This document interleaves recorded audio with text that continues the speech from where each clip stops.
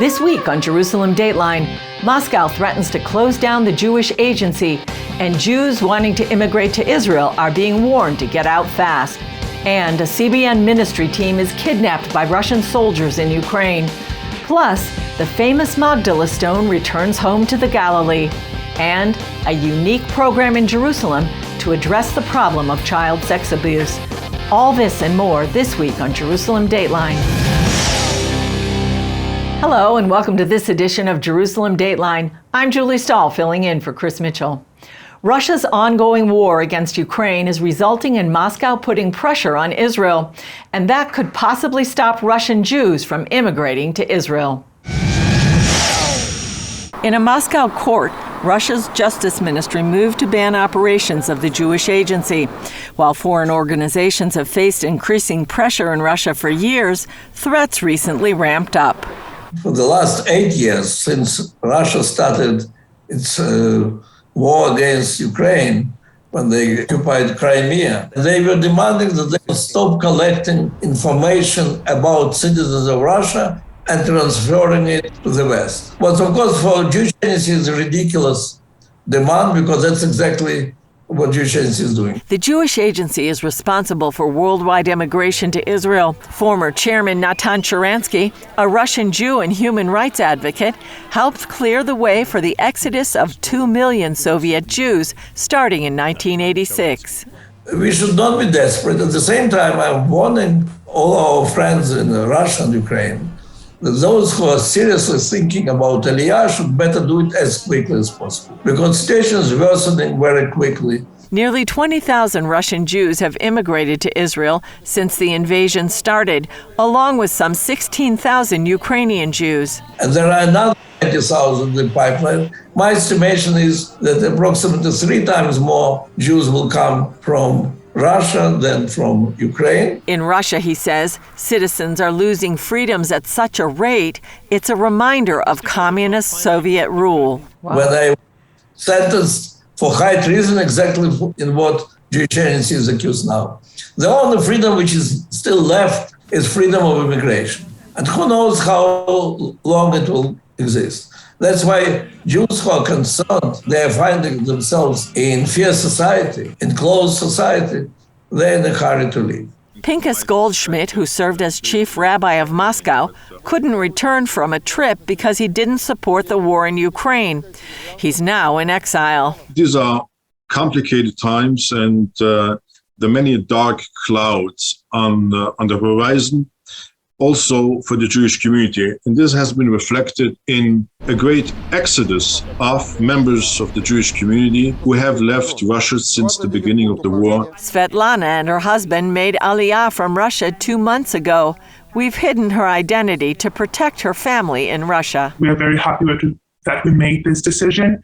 The political tension is rising, and the activity of Sakhnut is apparently being questioned at the moment by Russian authorities. Not a lot of people can actually leave. Rabbi Goldschmidt says tens of thousands more Jews in Moscow with Israeli citizenship simply left. He expects the trend to continue.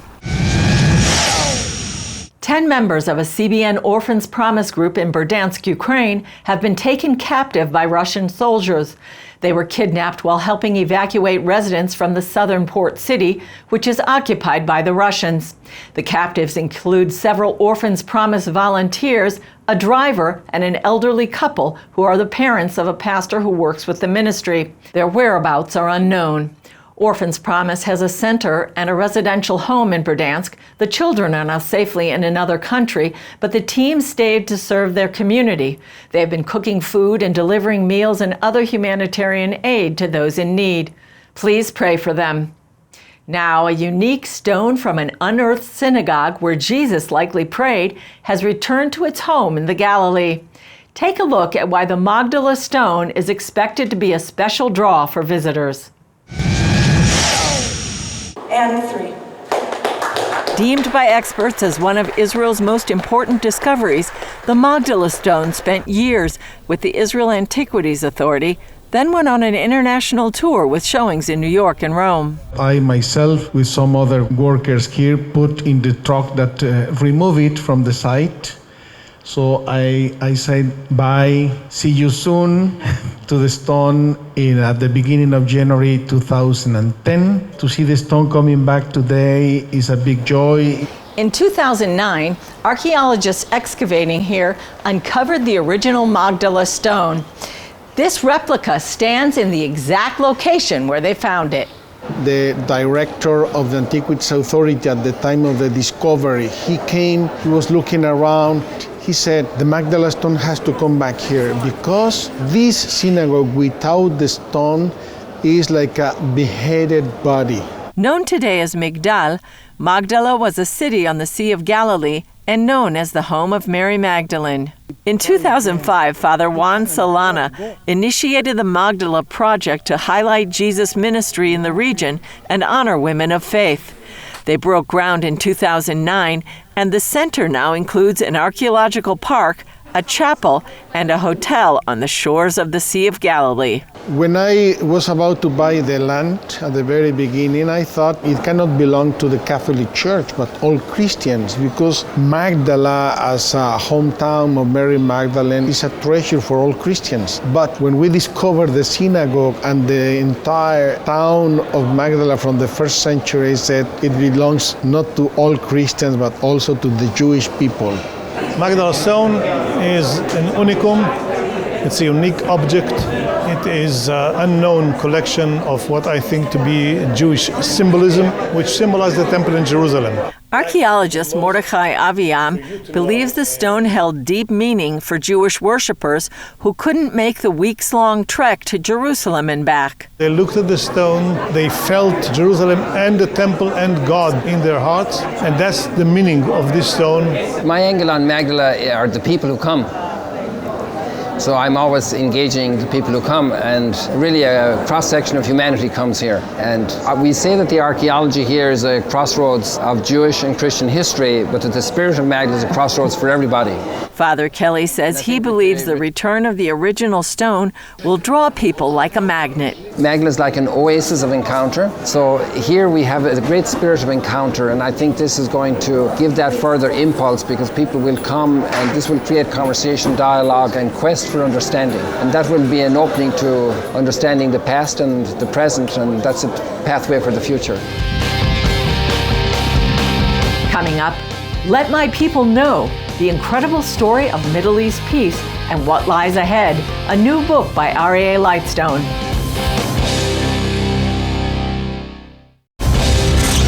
R.A. Lightstone, a former advisor to former U.S. Ambassador to Israel David Friedman, was one of the few people in the room when the historic Abraham Accords were discussed. In an interview with CBN Middle East Bureau Chief Chris Mitchell, Lightstone discusses his new book, Let My People Know, the incredible story of Middle East peace and what lies ahead.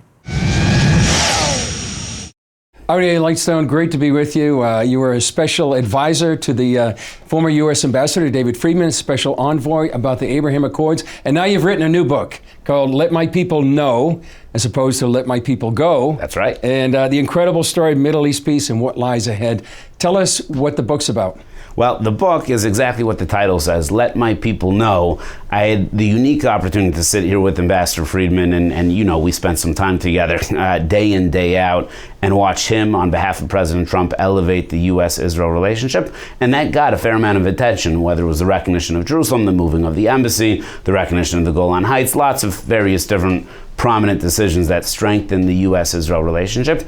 And then the Abraham Accords break out. They break out on August 13th, 2020. And maybe the word breakout is wrong, as though they just happened out of nowhere. They happened because of brilliant diplomacy led by Jared Kushner and Avi Berkowitz and others. And from August 13th, 2020, when the first phone call happened in the Oval Office and between President Trump, then Prime Minister Bibi Netanyahu, and then Crown Prince Sheikh Mohammed bin Zayed, to begin normalization between the United Arab Emirates and Israel, over the next 123 days, 5 different major peace agreements were signed, and nobody knows about it. this is peace in the Middle East and people don't know about it. So I was in the room, so I wanted to let people know how exciting this was. You were in the room. What did you hear in the room? What was going on in the room? So the very first time that I was in a room for the Abraham Accords with the president was on August 13, 2020 at that phone call. And like any other phone call that we have on a conference call, people talk over each other, right? There's, can you hear me? And somebody has to repeat it again. You would think in the Oval Office, perhaps the technology would be slightly different, but like any other conference call, it had that very human moment. And then after the phone call where Sheikh Mohammed bin Zayed said something very profound, he said, in the middle of COVID, if you remember August of 2020, it feels like everything is happening to us. We're reacting. And as leaders, it's tough to be in a position of always reacting. This is a moment to be proactive. And we're going to make a Middle East that is not determined based upon what it was. We're going to build a Middle East based upon what it can and should be. And I'll remember those words forever because he didn't need to do this, right? He took a risk. Normalizing with Israel and the Muslim Arab world hadn't happened for 25 years from any meaningful country. He is extremely well thought of in the Muslim Arab world, and he took a risk to say we will normalize with Israel. And it's not just normalize, we will embrace the relationship with Israel. And at that point in time, the president hangs up the phone and there's just silence in the room because maybe 40 people knew about this prior to the phone call in the entire world, including all the Emiratis, all the Israelis, all the Americans, maybe 45 people knew. And the phone call ends and there's sort of this moment. And Stephen Mnuchin, the former Secretary of the Treasury, leaps out of his chair and leads a round of applause. There are no cameras in the room, there's no video in the room, but there was this acknowledgement that there was this moment where the world changed based upon this phone call, and my heart still leaps every time I think of that moment. Yeah, part of your subtitle says, what lies ahead in the Middle East? What do you think lies ahead? So in this region, David Friedman would always say, if you're not strong, you're dead, which is correct. If you're not strong, you're dead. I would like to add a statement to that I've seen to be very true. If you're not clear, you cause chaos. Yeah, so for the region, what lies ahead, I think, are two different things. Number one is the question of peace in the region is a question of when and not if. I think when John Kerry began with no, no, no, the answer today is yes, yes, yes. Now the question is when. And that will have to deal with whether the United States of America wants to lead on this or it wants to follow. Well, Ariel Lightstone, thanks for your insight analysis in your new book, Let My People Know. Look forward to it. Thank you, Chris. Up next, a unique program in Jerusalem to address the problem of child sex abuse.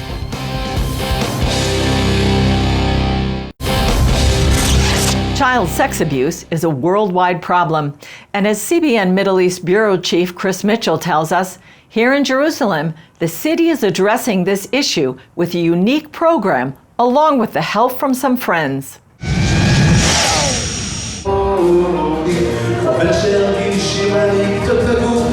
This presentation to school children, called repede in Hebrew or Dare to Share in English, is the beginning of an outreach to Jerusalem schools. The program they're presenting to the children here today to prevent sexual abuse will go to all the schools here in Jerusalem, and they believe to different parts of the world.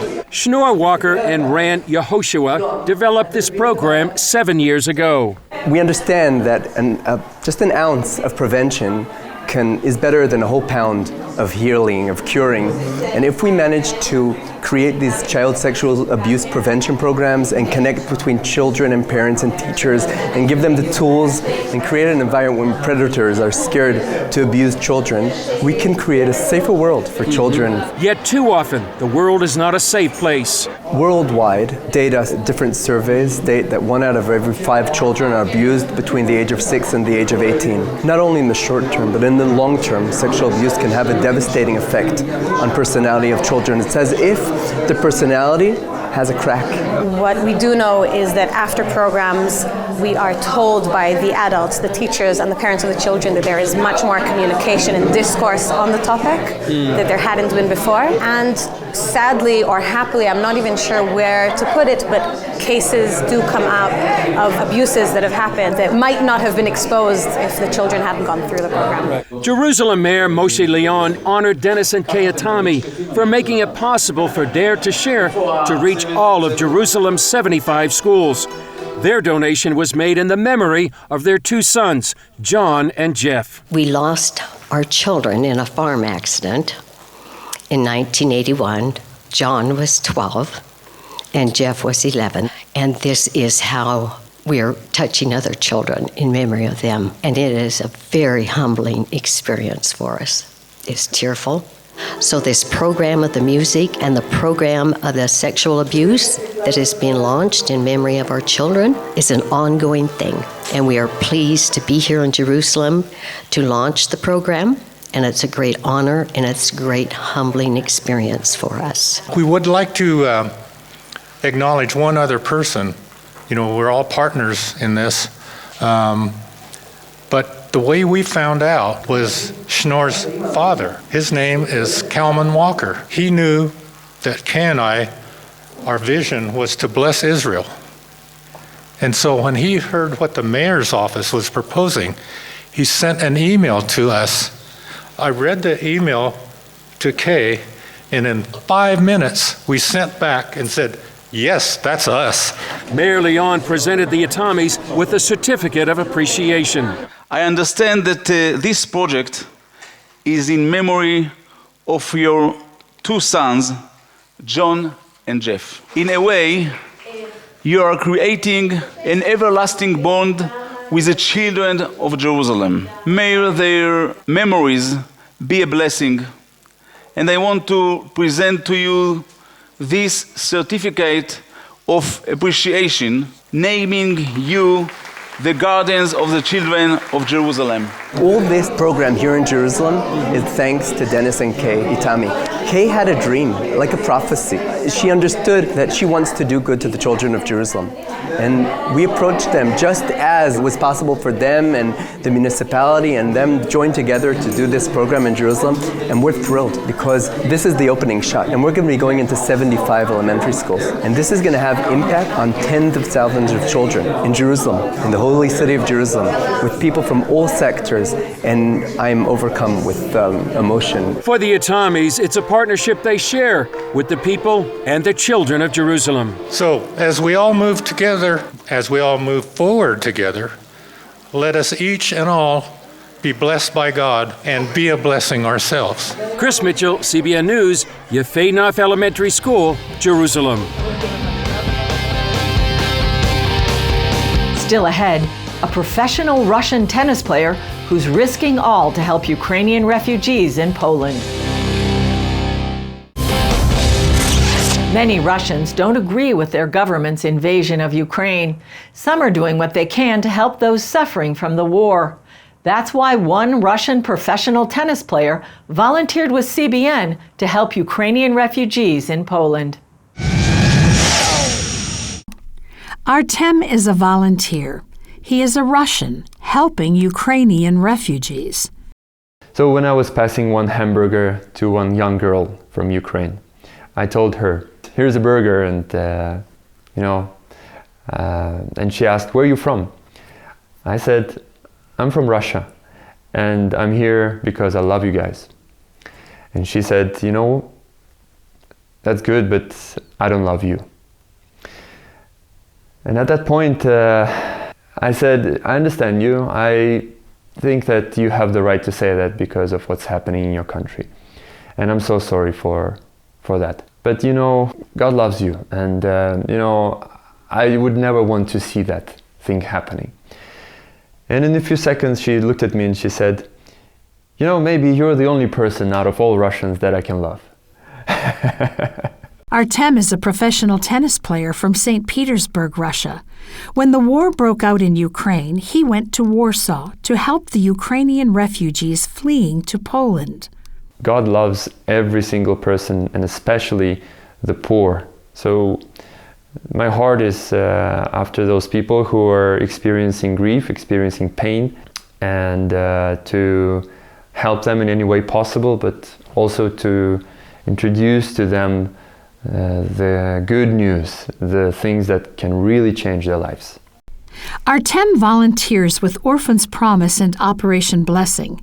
In addition to providing physical help to people, volunteers share the gospel in these refugee homes. In one home, 6 people were recently baptized after they gave their lives to Jesus. For that, Artem is very thankful. Yeah, because it's the best thing that can happen to someone. God changed my life 6 years ago, and I would not want to trade it for anything. It's the best decision I made, and I see the fruits that God brings out of that. And when the person receives Jesus, when the person sees this new life and starts living as a disciple, that's the real change that happens in the life of a person. Artem says he understands the risk involved being a Russian helping the people of Ukraine, but he says he believes God has called him to be there for such a time as this. God puts us in extreme seasons sometimes, and this is the season where I believe He's calling people in, and He's asking us to be actively involved in His work. And I wouldn't want to trade this place for anything else right now. If tomorrow I see a Ukrainian in heaven and he or she says that they're there because of me, then I would be so honored. No better, no higher privilege than that. That's a brave man. Let's remember to pray for all those who are suffering from the war. That's all for this edition of Jerusalem Dateline. Thanks for joining us. I'm Julie Stahl. We'll see you next time on Jerusalem Dateline.